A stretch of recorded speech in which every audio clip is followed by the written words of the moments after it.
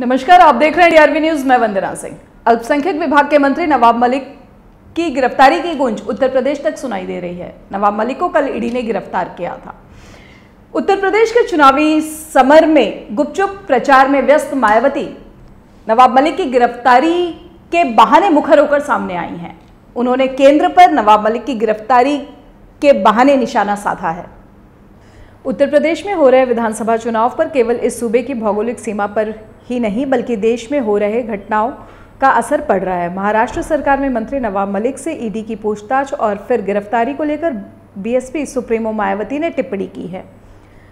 मायावती ने कहा कि उत्तर प्रदेश में हो रहे विधानसभा के आम चुनाव को प्रभावित करने के लिए देश में कभी आतंकवाद के नाम पर और कभी महाराष्ट्र में चल रही जांच एजेंसियों की गतिविधियों को भी लेकर जो कुछ हो रहा है यह अति दुर्भाग्यपूर्ण है।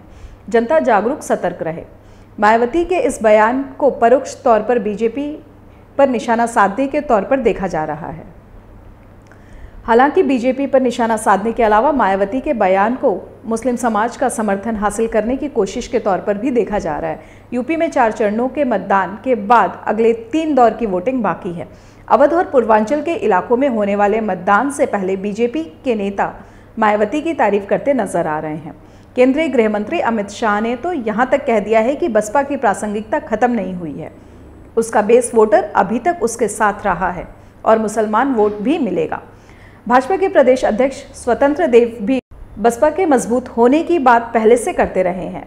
वह कह चुके हैं मायावती प्रभावशाली नेता है। बसपा का अपना एक वोट बैंक है, उसको कमजोर करके नहीं आंकना चाहिए।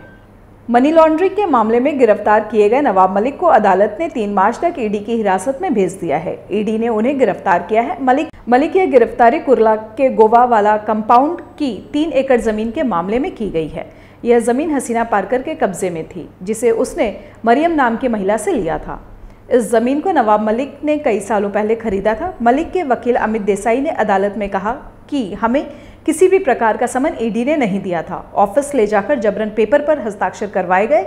हम इस मामले में आखिर तक कानूनी लड़ाई लड़ेंगे। कुछ और मंत्री और सांसद ईडी की रडार पर थे। आनन फानन में नवाब मलिक की गिरफ्तारी से इस बात को बल मिलता है कि उनकी गिरफ्तारी उत्तर प्रदेश के अवध और पूर्वांचल क्षेत्र में होने वाले चुनाव पर उसका असर दिखाएगी। शायद मायावती का इशारा उसी तरफ था।